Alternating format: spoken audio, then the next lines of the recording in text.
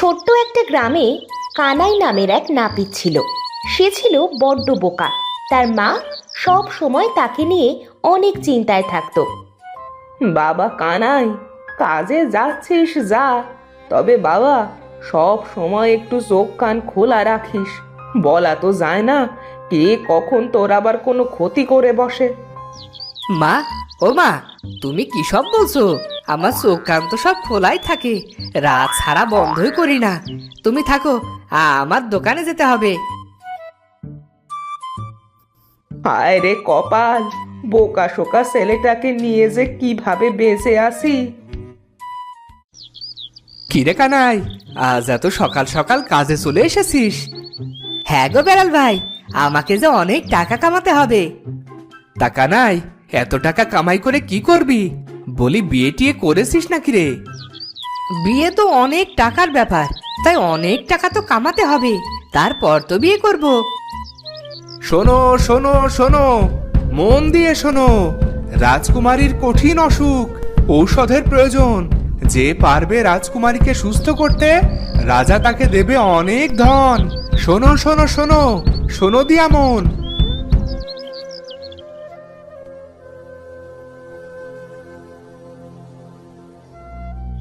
বেলাল ভাই, রাজ ঢুলি যা বললো তা কি তুমি শুনেছো? তার বলতে রে কানাই, রাজকুমারীকে সুস্থ তো আমিই করব। যাই, রাজকুমারীকে সুস্থ করতে বের হই।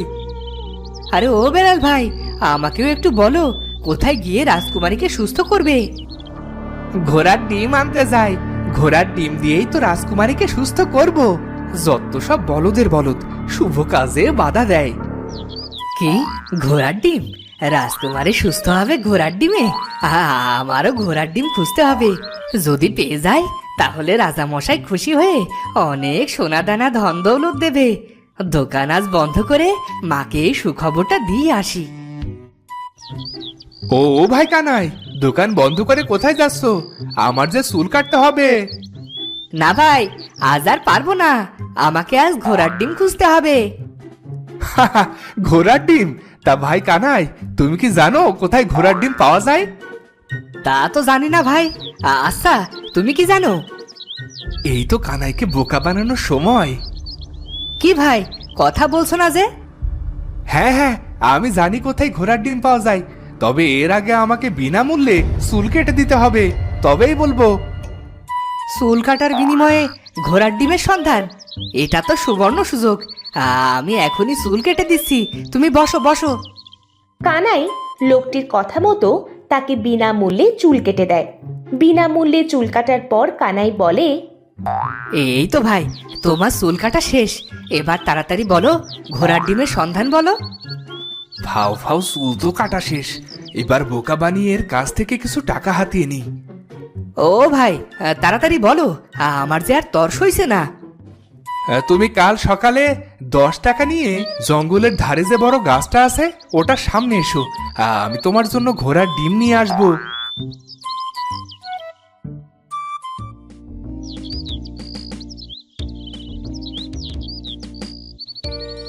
যেই ভাবা সেই কাজ। কানাই বাড়ি চলে আসে।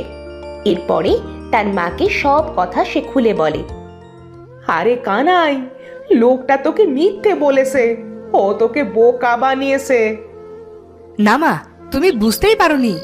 আমাকে কাল 10 টাকা দেবে, আমি ভোরেই বের হব। কানাইয়ের মা তার ছেলেকে কিছুতেই বোঝাতে পারছিল না। এদিকে কানাই তখনও অনড়।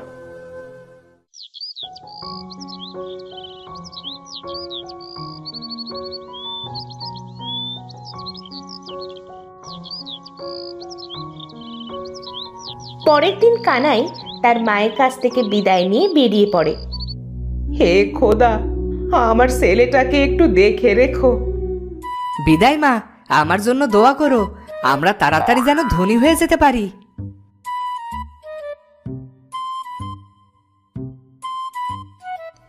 কানাই কাঁধে পুঁটুলি বেঁধে জঙ্গলের ধারে আসে। কিরে ভাই কানাই, এত দেরি করলি কেন? তোর এই ঘোড়ার ডিম নিয়ে সেই কখন থেকে বসে আছি। দাও ভাই দাও, ঘোড়ার ডিমটা এবার আমার হাতে দাও না।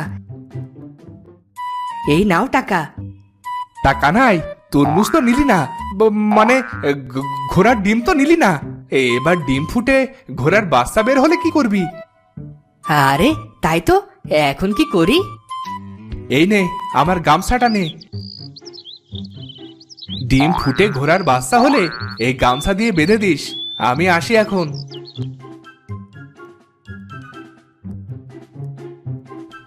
ঘোড়ার ডিম তো পেলাম, কিন্তু ডিমটা দিয়ে করবোটা কি?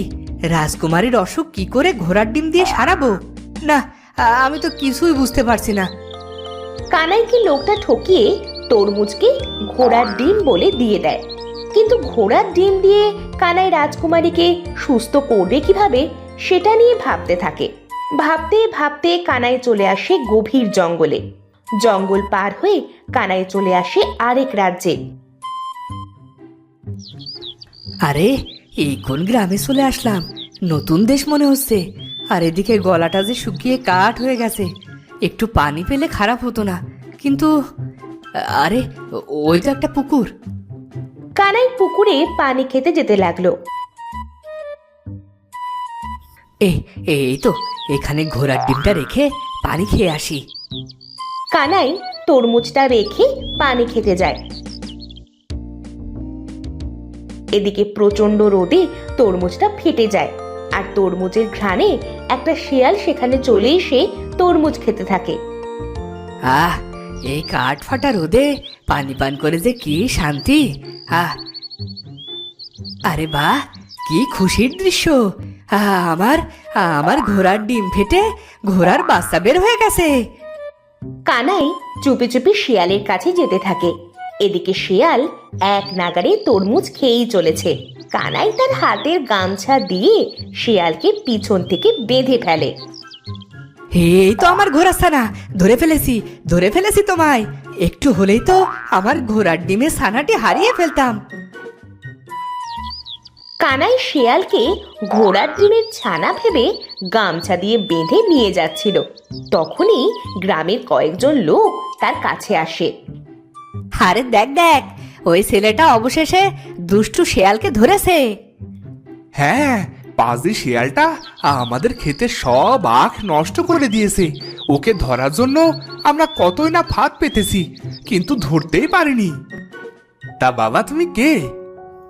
আগে আমি কানাই, পাশের রাজ্যে আমার বাড়ি। তুমি আমাদের এত বড় উপকার করলে তা কোনোদিনও ভুলবো না আমরা। এই পাজি শিয়ালের কারণে আমার ঝেলা মিঠাইয়ের ব্যবসা বন্ধ হয়ে যাচ্ছিল। এ প্রতিদিন আমাদের ক্ষেতের আখ নষ্ট করে দিত। এরা কি বলছে? এটা ঘোড়ার ডিমে ছানা না, শেয়াল। ওরে বাবা, শেয়াল! আমি তো শেয়ালে অনেক ভয় পাই। তুমি অনেক উপকার করেছো, আমরা সারা জীবন তোমার কথা মনে রাখবো। এই নাও, আমাদের পক্ষ থেকে তোমার জন্য এক হাঁড়ি গুড় উপহার দিলাম। গ্রামবাসী কানাইকে খুশি হয়ে এক হাঁড়ি ঝোলা গুড় দিল, আর শিয়ালটিকে বন্দি করে নিয়ে গেল। যাক বাবা, এইবার এই ঝোলা গুড় নিয়ে বাড়ি ফেরা যাক। কানাই ঝোলা গুড়ের হাঁড়ি নিয়ে বাড়ি রওনা হয়।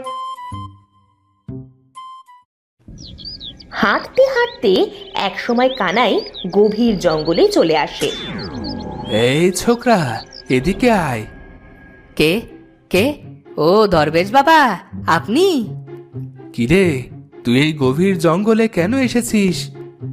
কানাই দরবেশ বাবাকে সব কথা খুলে বলে। বুঝতে পেরেছি কানাই, তা তুই এই ঝোলা গুড় নিয়ে কি করবি? এই গুড় আমি রাজকুমারীর অসুখ সারানোর জন্য দেব। দে, তোর ঝোলা গুড়ের হাঁড়িটা আমার কাছে দে। দরবেশ বাবা কানাইয়ের ঝোলা গুড়ের হাঁড়িতে ফুঁক দিয়ে দেয়। এই নে কানাই, এবার এই ঝোলা গুড় যে কোনো অসুস্থ ব্যক্তি খেলে সে সাথে সাথেই সুস্থ হয়ে যাবে। আর শোন, আর কখনো বোকামি করিস না বাবা, একটু সাবধানে থাকিস। ঠিক আছে দরবেশ বাবা, এবার তাহলে আমি যাই।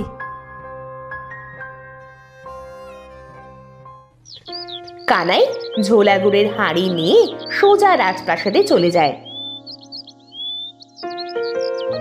কি হে ছোকরা, এই হাঁড়ি নিয়ে আমাদের কাছে কেন এসেছো? আজ্ঞে রাজামশাই, এই হাড়িতেই রয়েছে রাজকুমারীর মহা ঔষধ। কি? রাজকুমারীর মহা ঔষধ? তোমার থেকে অনেক বড় বড় কবিরাজ এসেছিল আমার মেয়ের জন্য মহা ঔষধ নিয়ে, আর সবাই ব্যর্থ হয়ে পালিয়ে গেছে। আমাকে একটু বিশ্বাস করেই দেখুন রাজামশাই। এত করে যখন বলছো তাহলে এসো আমার সাথে। তবে মনে রেখো, যদি তোমার মহা ঔষধ কাজ না করে তাহলে তোমার স্থান হবে কালকুঠুরিতে। আগে ঠিক আছে রাজামশাই। এসো, আমার সাথে এসো। রাজা কানাইকে নিয়ে অসুস্থ রাজকুমারীর কাছে যায়। রাজমাতা, রাজবৈদ্য, এই দেখুন, এই লোকটা রাজকুমারীর জন্য কি যেন এনেছে। এই নিন রাজমাতা, এগুলো হলো ঝোলাগুড়। একটু ঝোলাগুড় রাজকুমারীর মুখে তুলে দিন। রাজমাতা একটু ঝোলা গুড় রাজকুমারীর মুখে তুলে দেয়, কিন্তু কোনো কাজ হয় না। দেখলি দেখলি তো, কোনো কাজ হলো না। সেপাই, আরে এই সেপাই, একে এখনই কালকুঠুরিতে নিক্ষেপ করো।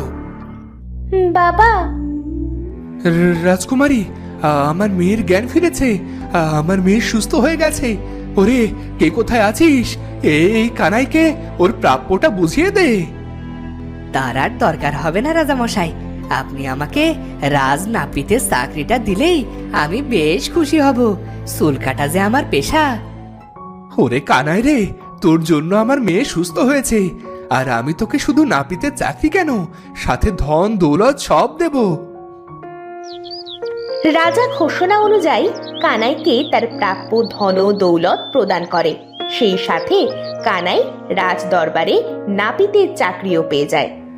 এরপর থেকে কানাই তার মাকে নিয়ে সুখে শান্তিতে বসবাস করতে থাকে।